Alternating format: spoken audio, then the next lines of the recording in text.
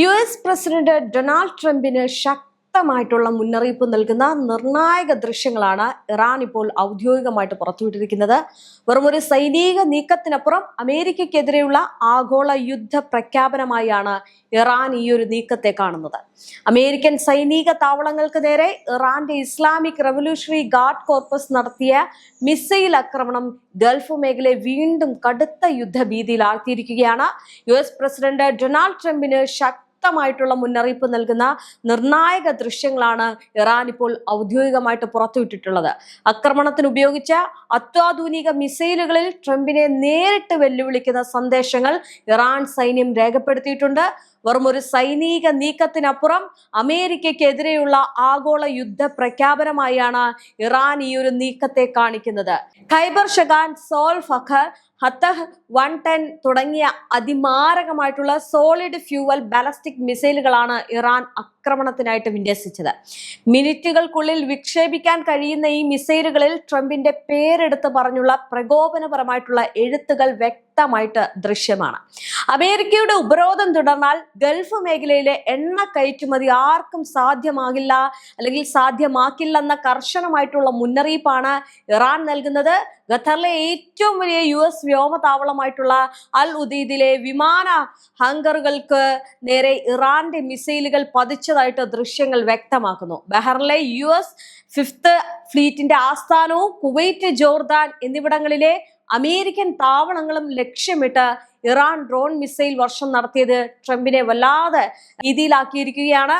Trump ഭരണകൂടത്തിന്റെ പ്രതിരോധ നീക്കങ്ങൾ പരാജയപ്പെട്ടു എന്ന് പ്രഖ്യാപിക്കുന്ന ഗെയിം ഓവർ USA എന്ന പ്രചാരണ വീഡിയോകളും IRGC പുറത്തുവിട്ടിട്ടുണ്ട്. അമേരിക്കൻ സൈന്യത്തിന് താവളമൊരുക്കുന്ന ജോർദാനും ബഹ്റിനും അടക്കമുള്ള അറബ് രാജ്യങ്ങൾ കടുത്ത പ്രത്യാഘാതം നേരിടേണ്ടി വരുമെന്നും ഇറാൻ ഭീഷണിപ്പെടുത്തുന്നുണ്ട്. ഇറാന്റെ നടപടി അതിക്രമമാണെന്നും ഇറാനിലെ 1000-ലധികം കേന്ദ്രങ്ങളിലേക്ക് അമേരിക്കൻ മിസൈലുകൾ ലക്ഷ്യം വെച്ചിട്ടുണ്ട് എന്നും ട്രംപ് തിരിച്ചടിക്കാൻ തയ്യാറെടുത്ത് മുന്നറിയിപ്പ് നൽകി കഴിഞ്ഞിട്ടുണ്ട്. ഗൾഫ് മേഖല പൂർണ്ണമായ ഒരു യുദ്ധത്തിലേക്ക് നീങ്ങിയാൽ അത് ആഗോള തലത്തിൽ വലിയ സാമ്പത്തിക പ്രതിസന്ധിക്കും എണ്ണവില വർധനവിനും കാരണമാകുമെന്നതിൽ സംശയമില്ല. എന്തായാലും ഇപ്പോൾ അമേരിക്കയെ വിറപ്പിച്ചുകൊണ്ടുള്ള ഒരു നീക്കമാണ് IRGC നടത്തിയിരിക്കുന്നത്. അമേരിക്കയുടെ ഭാഗത്ത് നിന്നും കടുത്ത സൈനിക തിരിച്ചടി ഉണ്ടായിക്കഴിഞ്ഞാൽ പ്രത്യാക്രമണം കൂടുതൽ ശക്തമാക്കാനാണ് ഇവരുടെ നീക്കം. ഈ വരും ദിവസങ്ങളിൽ യുദ്ധം കൂടുതൽ വഷളാകുമോ അതോ നയതന്ത്ര ചർച്ചകളിലൂടെ പരിഹാരം ഉണ്ടാകുമോ എന്നതാണ് ലോകം ഉറ്റുനോക്കുന്നത്. മിനിറ്റുകൾക്കുള്ളിൽ വിക്ഷേപിക്കാൻ കഴിയുന്ന ഖൈബർ ഷഖാൻ, സോൾ ഫഖർ, ഫതഹ് 110 തുടങ്ങിയ അതിമാരകമായിട്ടുള്ള സോളിഡ് ഫ്യൂവൽ ബാലസ്റ്റിക് മിസൈലുകളാണ് ഈ ഇറാൻ ആക്രമണത്തിനായിട്ട് വിന്യസിച്ചിരിക്കുന്നത്.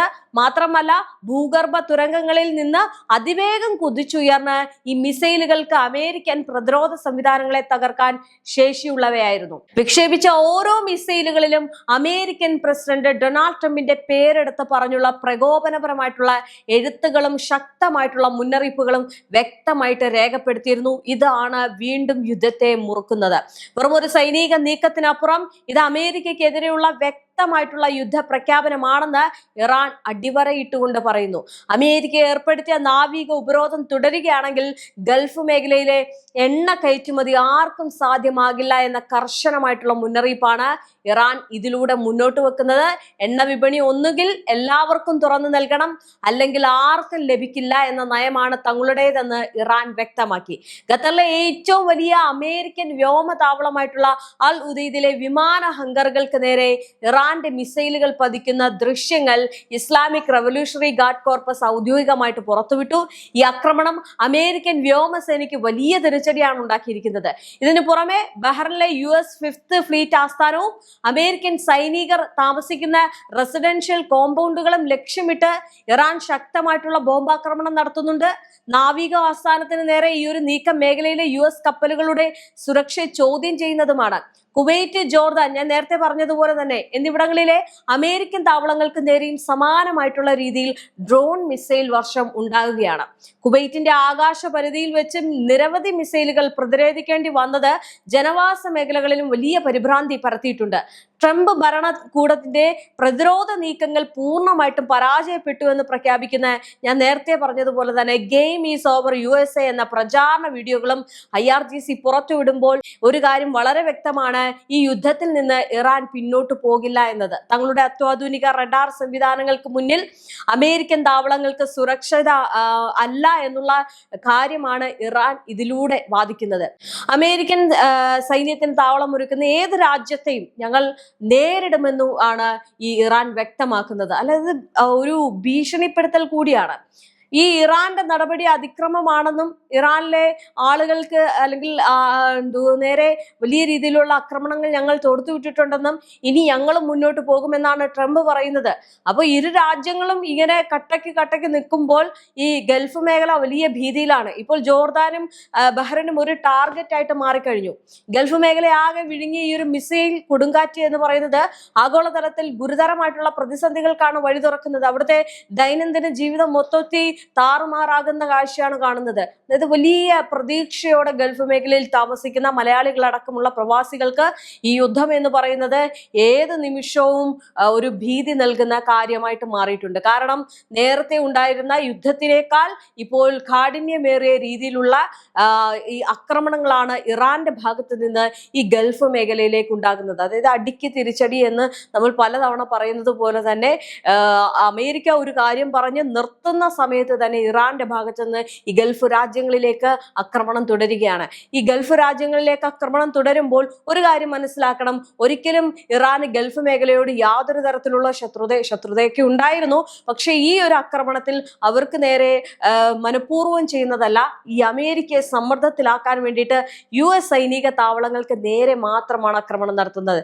ഇതിൽ ചില ആക്രമണങ്ങളിൽ ഈ വലിയ നാശനഷ്ടങ്ങൾ രേഖപ്പെടുത്തിയിട്ട് ഗൾഫ് മേഖലയൊക്കെ രംഗത്ത് വന്നിരുന്നു. മാത്രമല്ല ഈ യുദ്ധത്തിന്റെ ഒരു കാഠിന്യം തന്നെ മാറിയിരിക്കുകയാണ്. നേരത്തെ ഈ ഹോർമുസ് കടലിടുക്ക് ഒട്ടും നിർണായകമായിരുന്നില്ല, ആണവായുധം മാത്രമായിരുന്നു നിർണായകമായിരുന്നത്. എന്നാൽ ഇപ്പോൾ ആണവായുധത്തെ പറ്റി യാതൊരു കാര്യവും ഇസ്രയേലോ അമേരിക്കയോ മിണ്ടുന്നില്ല എന്നതാണ് മറ്റൊരു സത്യം. ഇപ്പോൾ നിലവിലുള്ള പ്രശ്നം ഈ ഹോർമുസ് കടലിടുക്കാണ്. ഈ ഹോർമുസ് കടലിടുക്ക് പൂർണ്ണമായിട്ടും അടച്ചിട്ടിരിക്കുന്ന ഒരു സാഹചര്യമാണ്. ആ സാഹചര്യത്തിലാണ് ഈ യുദ്ധം നടക്കുന്നത്. അതിന്റെ നിയന്ത്രണം അമേരിക്കയ്ക്ക് വേണമെന്ന് പറഞ്ഞുകൊണ്ട് ഈ യുദ്ധം അമേരിക്ക മുന്നോട്ട് കൊണ്ടുപോകുമ്പോൾ ഇതിൽ നിന്ന് പിന്മാറാൻ ഒരിക്കലും തയ്യാറല്ല. അതായത് ലോകം അവസാനിച്ചാൽ പോലും ഞങ്ങൾ ഈ ഒരു യുദ്ധത്തിൽ നിന്ന്, അതായത് ആർക്കും തന്നെ ഈ ഒരു ഹോർമുസ് കടലിടുക്ക് വിട്ടു തരില്ല എന്ന ഉറച്ച തീരുമാനത്തോടെയാണ് ഇറാൻ പോകുന്നത്. ഈ ഒരു തീരുമാനത്തിന് മുന്നിൽ അമേരിക്ക മുട്ടുമടക്കുകയാണ് ചെയ്യുന്നത്. ട്രംപിന് ഒന്നും ചെയ്യാൻ സാധിക്കുന്നില്ല. ട്രംപ് പറഞ്ഞതെല്ലാം കള്ളത്തരമായിട്ട് മാറുന്നു. ട്രംപ് ആദ്യം പറഞ്ഞിരുന്നു അവരുടെ പരമാധികാരം പിടിച്ചെടുക്കും, അവരുടെ എണ്ണപ്പാടങ്ങൾ പിടിച്ചെടുക്കും എന്നൊക്കെ പറഞ്ഞ് ആണവായുധം ഞങ്ങൾ കൈക്കലാക്കുമെന്ന് പറഞ്ഞ ട്രംപ് ഇതുവരെ ഒന്നും തന്നെ കൈക്കലാക്കാൻ കഴിഞ്ഞിട്ടില്ല. ആകെ ചെയ്തത് കുറച്ച് ആക്രമണങ്ങൾ നടത്തി എന്നുള്ളതല്ലാതെ ആ ആക്രമണത്തിൽ ഇരു രാജ്യങ്ങൾക്കും നാശനഷ്ടം ഉണ്ടായി. ആ രാജ്യങ്ങൾക്ക് നാശനഷ്ടം ഉണ്ടായതല്ലാതെ ഈ പറയുന്നത് പോലെ തന്നെ ഇറാന്റെ ഒരു കാര്യത്തെയും പിടിച്ചെടുക്കാൻ US കഴിഞ്ഞിട്ടില്ല എന്നതാണ് മറ്റൊരു സത്യം. മാത്രമല്ല ഈ ഹോർമുസ് കടലിടുക്ക് കണ്ണുവെച്ചിരുന്ന ട്രംപിന് ഇപ്പോൾ എന്ത് ചെയ്യണമെന്നറിയാതെ നിൽക്കുകയാണ്. കാരണം ഈ നവംബറിൽ തെരഞ്ഞെടുപ്പ് വരുന്നുണ്ട്. അമേരിക്ക ഈ ഒരു യുദ്ധം വീണ്ടും തുടങ്ങിയപ്പോൾ ഇസ്രയേൽ സൈഡ് വലിക്കുന്ന ഒരു കാഴ്ചയാണ് കാണുന്നത്. കാരണം ഇസ്രയേൽ ഇപ്പോൾ അടിയന്തരമായിട്ടുള്ള തെരഞ്ഞെടുപ്പ് നടക്കുകയും അവിടെ വലിയ രീതിയിലുള്ള ഒരു ജനരോഷം ഈ നെതന്യാഹുവിന് ഉണ്ടാവുകയും ചെയ്യുന്നത് കൊണ്ട് തന്നെ ഈ യുദ്ധത്തിൽ ഇപ്പോൾ തൽക്കാലം ഇസ്രയേൽ ഇടപെടുന്നില്ല എന്നതാണ്. എന്തായാലും അമേരിക്കയ്ക്ക് വലിയൊരു വെല്ലുവിളി കൂടിയാണ് ഇറാന്റെ ഈ ഒരു നീക്കം എന്ന് പറയുന്നത്. മുജ്തബ ഖമേനി വീണ്ടും ഓരോ പ്രഖ്യാപനങ്ങൾ നടത്തുമ്പോൾ അതിന്റെ കാഠിന്യം കൂടി വരുന്നത് അമേരിക്കയ്ക്ക് താങ്ങാൻ കഴിയുന്നില്ല എന്നതാണ്. എന്തായാലും അമേരിക്കയും ഇറാനും തമ്മിലുള്ള ഈ ഒരു വലിയൊരു യുദ്ധം ഒരു മൂന്നാം ലോക മഹായുദ്ധത്തിലേക്ക് കാര്യങ്ങളെ എത്തിക്കുമോ എന്ന ഭീതിയിലാണ് അന്താരാഷ്ട്ര സമൂഹമുള്ളത്.